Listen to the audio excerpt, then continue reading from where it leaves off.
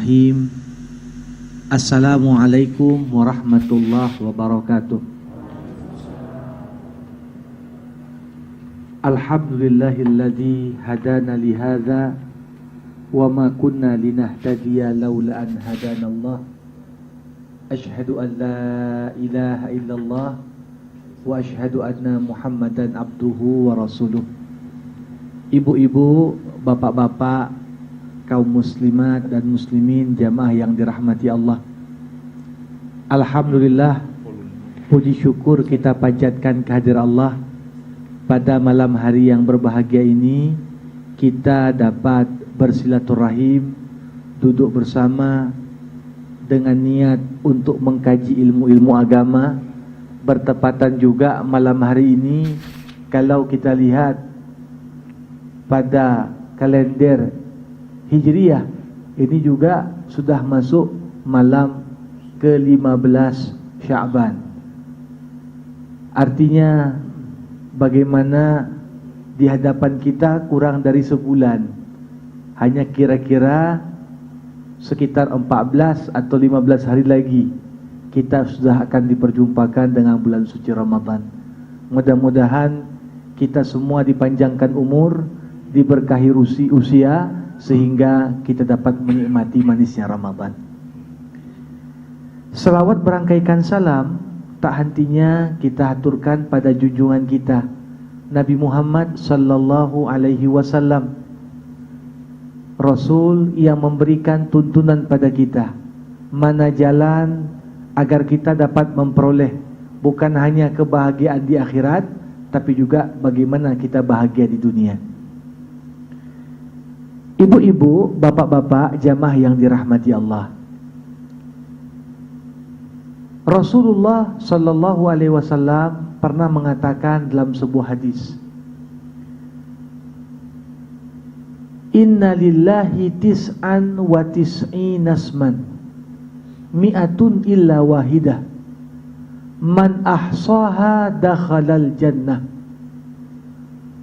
Sesungguhnya Allah punya 99 nama yang indah, 100 nama kurang satu. Siapa yang mampu menguasai, menyelami makna yang ada pada 99 nama ini, Rasul mengatakan insyaallah dia akan masuk surga. Jadi menyelami makna Asmaul Husna saja sudah bisa cukup menjadi tiket bagi kita. Bagaimana kita terhampar jalan untuk masuk surga. Memang kalau kita renungkan 99 nama Allah, banyak nama Allah yang kita rasa sangat dekat dengan kehidupan kita. Tapi saya kira tak ada satu orang pun mungkin bisa menyangkal dari begitu banyak nama Allah yang indah-indah, pasti dalam benak kita semua salah satu nama Allah yang paling dekat dengan hati kita, nama Allah Ar-Razzaq. Allah Maha Pemberi rezeki. Kita semua kalau udah dibilang rezeki banyak yang senyum-senyum. Kenapa? Semua orang berharap rezeki Allah. Dan memang tak mungkin kita hidup tanpa rezeki. Tak ada satupun manusia yang bisa hidup di muka bumi ini tanpa rezeki Allah. Bapak ibu jamaah yang dirahmati Allah, sayangnya kadang-kadang ketika kita ingin memahami makna nama Allah Ar-Razzaq, ini kadang-kadang kita sering salah persepsi. Karena selama ini kalau disebut kata rezeki, yang langsung terbayang dalam pandangan kita uang, harta, hal-hal yang sifatnya material. Itulah yang namanya rezeki. Padahal kalau dilihat rezeki dalam artinya yang umum, rezeki sebagaimana disampaikan para ulama, ismun likulli ma yantafi' bihil insan. Rezeki adalah kata untuk menunjukkan segala sesuatu yang dapat dimanfaatkan oleh manusia. Jadi seorang dilahirkan dengan wajah tampan, rezeki. Seorang hidup diberikan Allah wajah yang cantik, rezeki. Seorang diberikan Allah kesehatan fisik, kesehatan jiwa, rezeki. Seorang diberikan Allah umur yang berkah, rezeki. Seorang yang diberikan Allah lahir dalam kondisi sebagai muslim, rezeki. Jadi banyak sekali sebenarnya. Maka dari itu rezeki secara umum terbagi dua. Ada rezeki yang diberikan untuk fisik kita, untuk material kita, itulah harta, kesehatan. Tapi ada rezeki yang diberikan Allah sasarannya untuk aspek batin kita, iman rezeki, hidayah rezeki, bahkan ilmu pengetahuan agama yang insya Allah akan terus kita kaji dalam forum-forum pengajian. Itu juga merupakan bagian dari rezeki. Kita melihat Allah dalam Al-Quran mensifati dirinya terkait dengan masalah rezeki ini dengan dua sifat. Dalam salah satu ayat Allah mengatakan, Wallahu khairur raziqin. Allah adalah sebaik-baiknya pemberi rezeki. Kalau dilihat redaksi kata-kata ini, ibu-ibu, Allah katakan dirinya adalah sebaik-baiknya pemberi rezeki. Artinya yang beri rezeki bukan hanya Allah.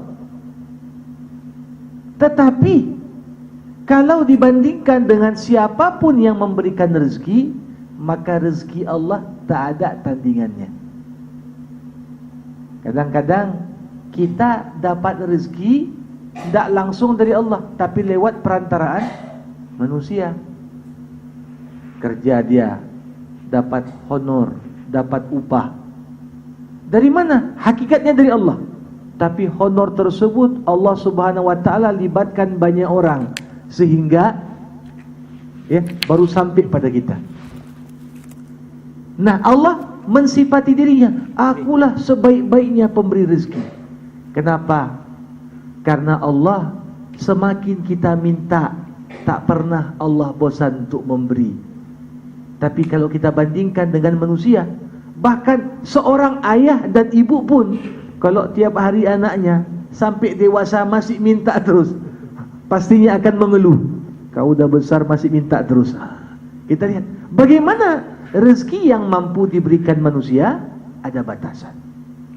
Sesayang-sayangnya manusia pada orang lain ada batasan yang mungkin dia berikan kepada orang lain. Ini kenapa Allah disebut sebagai sebaik-baiknya pemberi rezeki. Nah, di ayat lain Allah menamakan dirinya Ar-Razzaq.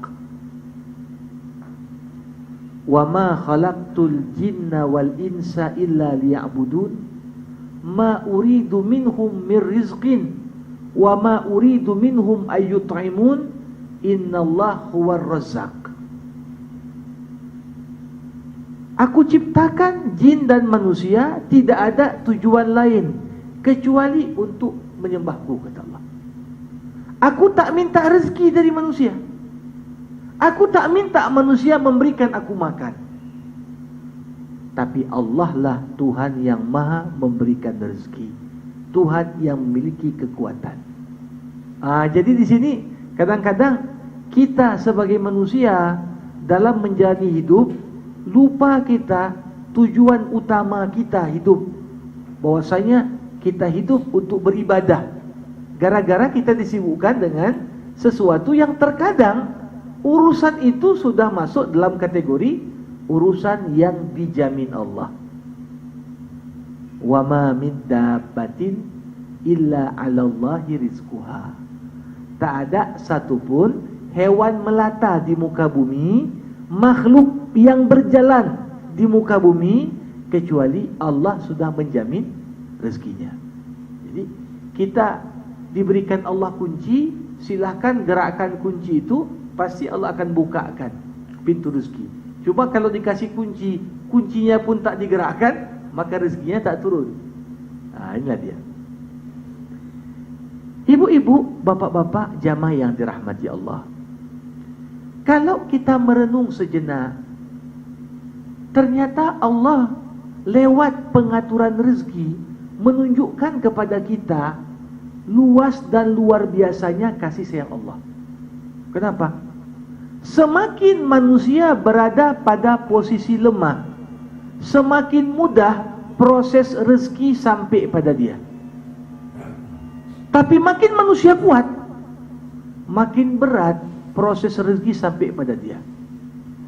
Kalau kita lihat, Bu, gimana anak bayi, Bu, ya, berjalan belum bisa, jangankan mengusahakan rezekinya, ada nasi di depan pun tak bisa dia makan sendiri.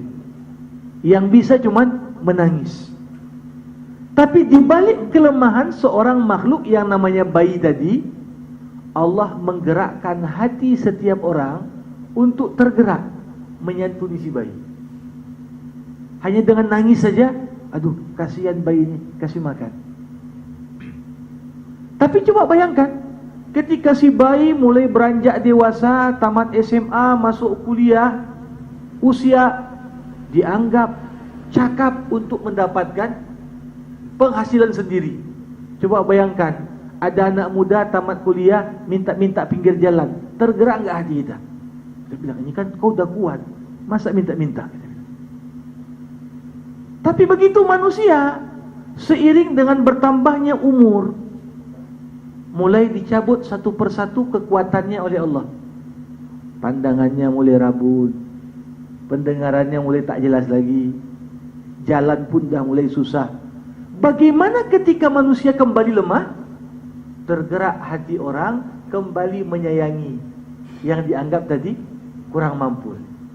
Nampak kalau ada orang naik bus, ada pula kakek-kakek naik ke angkot, tak mungkin kita suruh kakek itu gantung dia. Pasti ada seorang anak muda, dia berdiri, silakan duduk, Pak. Bagaimana Allah gerakkan kehidupan manusia ketika kita lemah? Disitulah Allah gerakkan hati orang-orang di sekitar kita menyayangi kita, memudahkan rezeki untuk sampai pada kita. Tapi begitu kita menjadi orang yang kuat, justru tak digerakkan hati ini untuk menyayangi orang yang dianggap mampu tadi.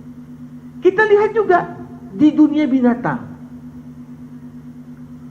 bagaimana makhluk binatang yang buas seperti harimau, singa, untuk dapatkan mangsanya, ini perjuangannya cukup sulit.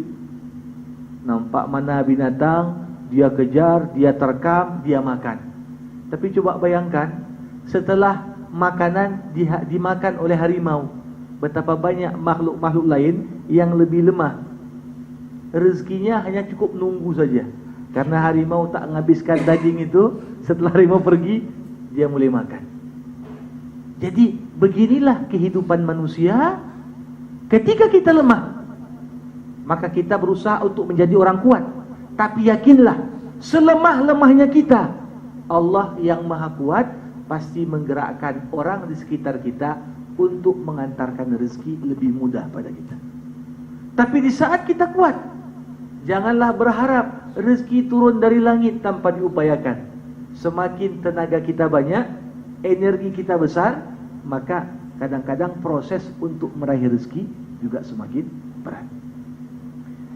Nah, ada hal yang lain yang menarik dalam masalah rezeki ini, Ibu-ibu. Selama ini kita merasa rezeki yang paling besar yang mungkin diberikan Allah kepada manusia, uang, kesehatan. Itu kita anggap rezeki tak ternilai. Tapi sebenarnya kalau kita lihat dalam Al-Quran, dari begitu banyak rezeki yang Allah berikan, apa sih sebenarnya rezeki yang paling tinggi nilainya di sisi Allah? Dalam surah Al-Isra, Allah menyebutkan pada kita, rezeki terbesar yang mungkin diberikan Allah pada manusia adalah dibukakan kepada kita ilmu pengetahuan dan pemahaman tentang Allah dan hakikat hidup. Wa 'allamaka ma lam takun ta'lam wa kana fadlullahi 'alaika 'azima. Allah ajarkan padamu banyak hal yang tak kau ketahui sebelumnya. Dan sungguh keutamaan Allah kepadamu begitu besar. Jadi kalau seorang diberikan Allah keutamaan rezeki, banyak hartanya, belum menjamin orang yang hartanya banyak tadi disukai Allah.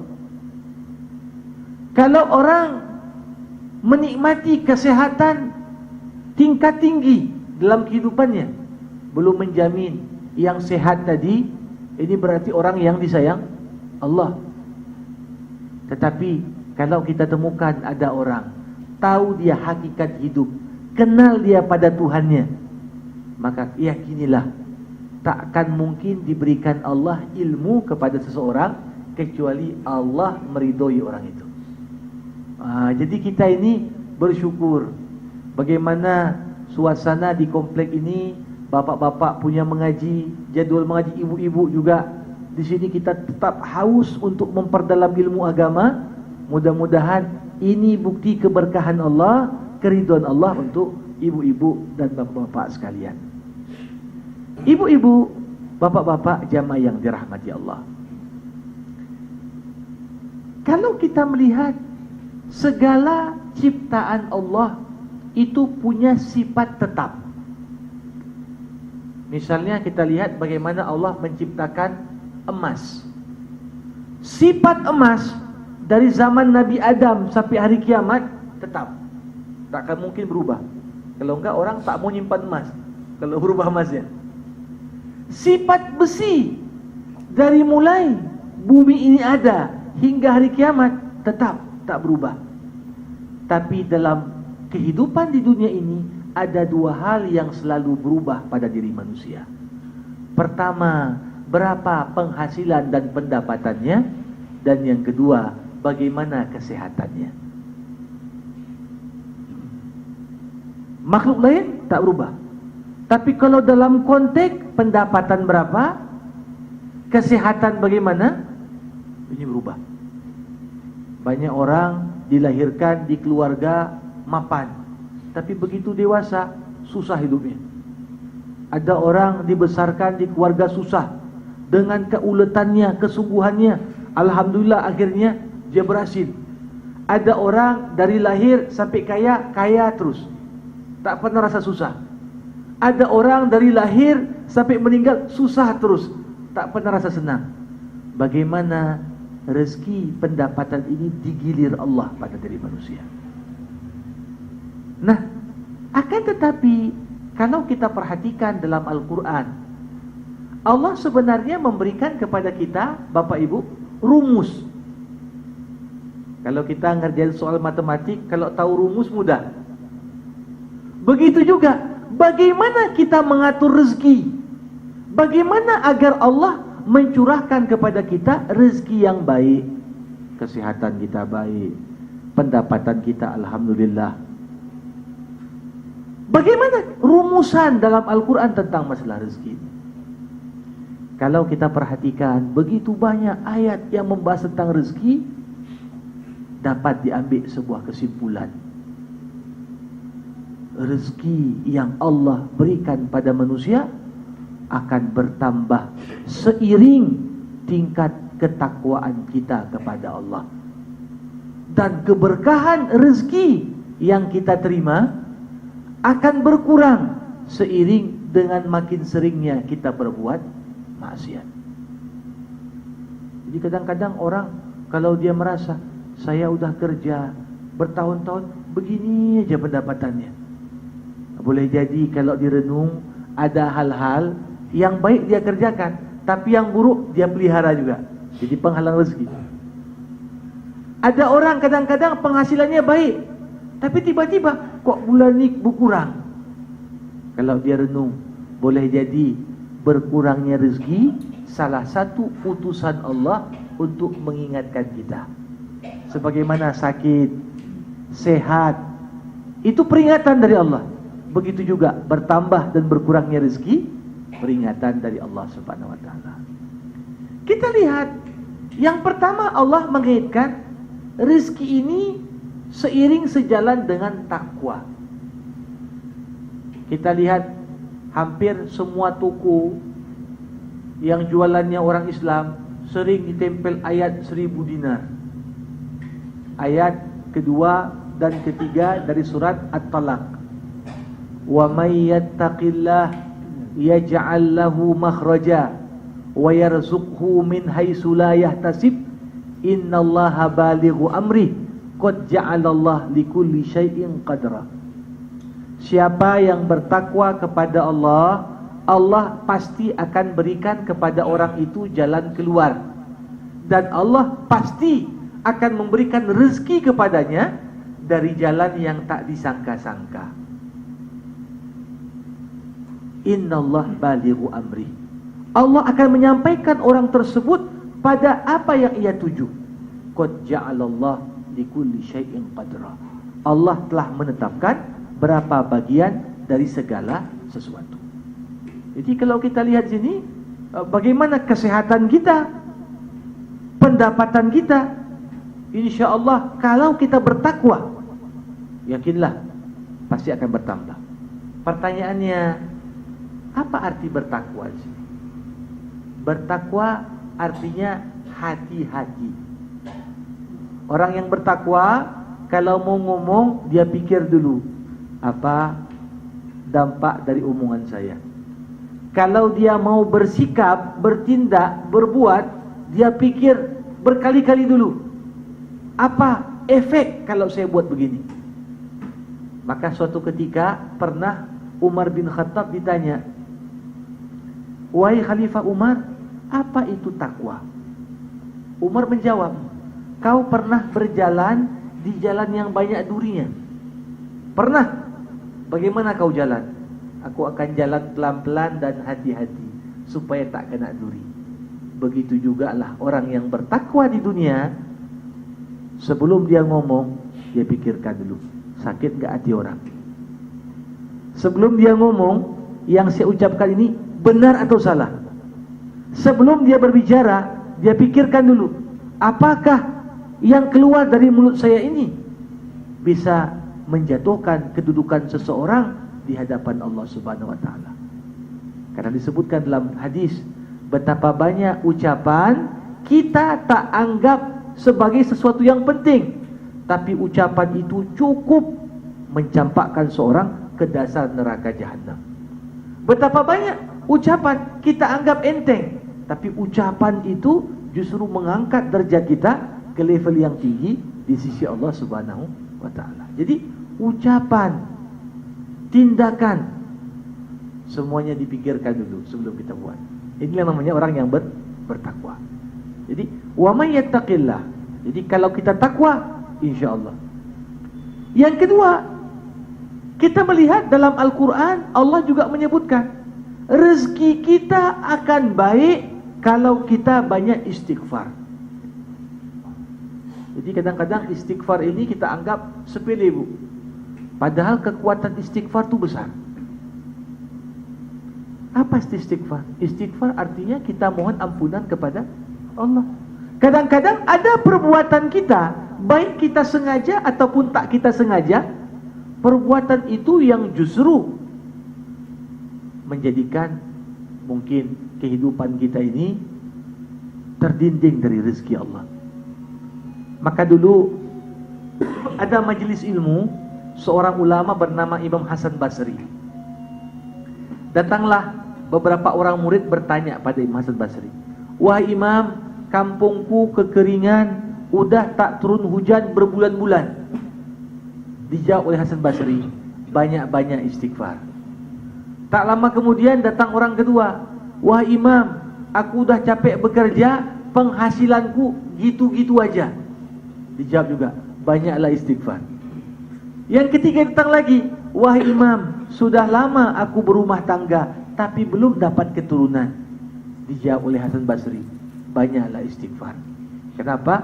Disebutkan dalam Al-Quran, wa qul istaghfiru rabbakum innahu kana ghaffara yursilis sama alaikum midrara wa yumdidkum bi amwalin wa banin. Katakan, mohon ampunlah kalian kepada Allah, sesungguhnya Allah Maha Pengampun.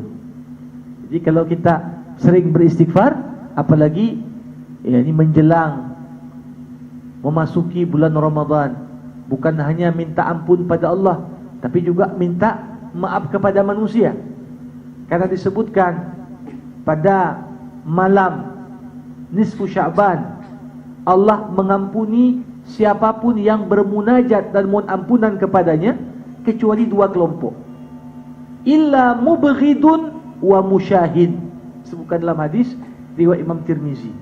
Allah akan ampuni pada malam nisfu Sya'ban setiap siapapun yang memohon ampunan kepadanya, kecuali dua kelompok. Siapa itu? Kelompok pertama, kelompok yang memelihara permusuhan dan kebencian. Ada masalah kesalahpahaman, kawan sudah minta maaf, dia tak mau maafkan, atau dia tak tergerak untuk minta maaf, dibiarkan, bahkan hingga tak ngomong 3 hari lebih.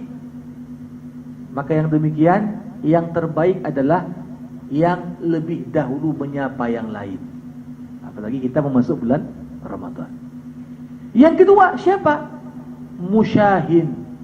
Takkan diampuni Allah orang yang kerjaannya mengadu domba antar manusia. Jadi kalau kita luruskan mungkin kekusutan hubungan, kesalahpahaman, kita minta ampun kalau sekiranya selama ini sering menggunjing orang di belakang, sering mengadu domba yang satu dengan yang lain, sehingga dari yang kompak menjadi tak kompak. Ini momen, bukan hanya membuka pintu rezeki bagi kita, tapi ini bagian dari persiapan terbaik menghadapi bulan suci Ramadan, insyaallah.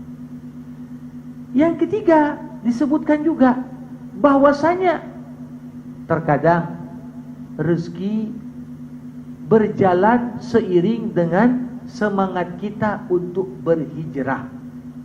Kadang-kadang kalau ada orang di kampungnya nasibnya gitu-gitu aja, tak berani dia ambil keputusan meninggalkan kampung, pergi tempat lain, cari peluang rezeki lebih besar. Ini kadang-kadang begitu juga Allah akan tutup bagi orang yang tak berani untuk berhijrah. Maka dalam Al-Quran pernah disebutkan, ya, wa may yuhajir fi sabilillah yajid fil ardi muraghaman katsira wa sa'an. Siapa orang yang berhijrah, pindah tempat, untuk apa? Untuk menyelamatkan agamanya, untuk menyelamatkan imannya, termasuk untuk menyelamatkan ekonomi keluarganya, pasti dia akan temukan di bumi Allah ini keluasan rezeki Allah. Jadi kadang-kadang daripada kita tak berani mengambil sikap untuk pindah, untuk betapa banyak justru orang yang bermigrasi pindah ke tempat-tempat lain lebih sukses dari penduduk asal. Karena mereka merasa ya hebat di kampungnya sendiri, tetapi tidak mencoba untuk belajar dan ya mengaktualisasikan dirinya untuk mengembangkan rezeki yang lebih baik. Dalam hadis disebutkan juga ada beberapa hal yang berpengaruh terhadap perbaikan rezeki. Salah satunya, rezeki semakin baik seiring dengan makin baiknya silaturahmi kita. Man ahabba ayyubsata lahu fi rizqihi wa yunsa lahu fi athari falyasil rahimah. Siapa yang ingin pintu rezekinya diperluas dan dia akan terus diingat orang banyak walaupun sudah meninggal, maka hendaklah ia menyambung silaturahim. Jadi kadang-kadang lewat silaturahim, kalau dalam istilah sekarang, makin hebat networking dia, jaringan dia, ya, orang-orang yang dia kenal makin banyak, maka makin besar dan makin luas pula lah peluang orang tersebut untuk mendapatkan rezeki Allah. Jadi di sini bagaimana rezeki walaupun Allah yang menetapkan, tapi kita sebagai manusia, kita tetaplah yang mengusahakannya.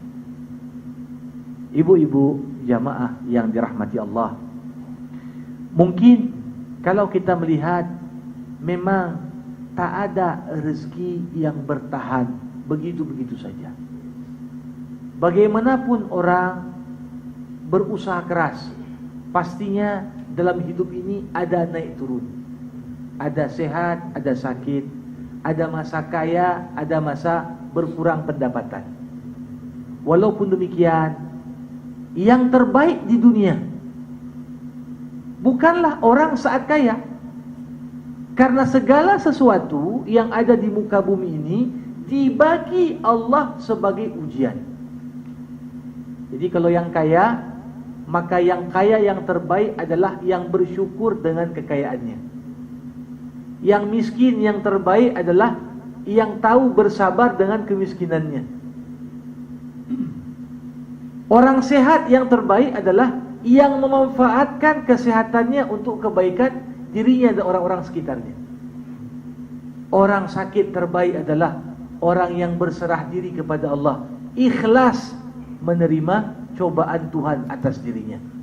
Jadi kalau kita bisa menerima apapun pemberian Allah yang disebut Allah sebagai rezeki tadi, yakinlah terkadang di balik yang kita anggap sebagai musibah, justru di situ ada rezeki.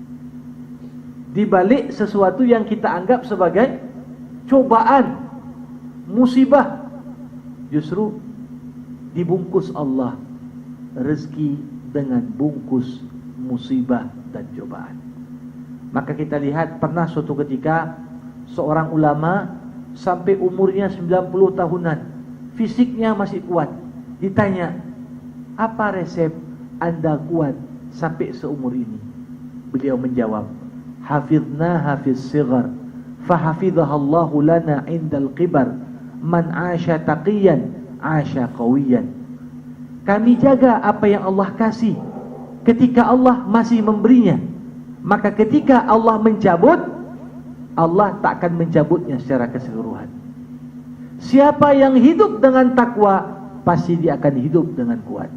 Jadi di sini kita lihat terkadang kalaupun kita diuji ini dan itu, jadikanlah ujian itu sebagai sarana kita mengenal Allah.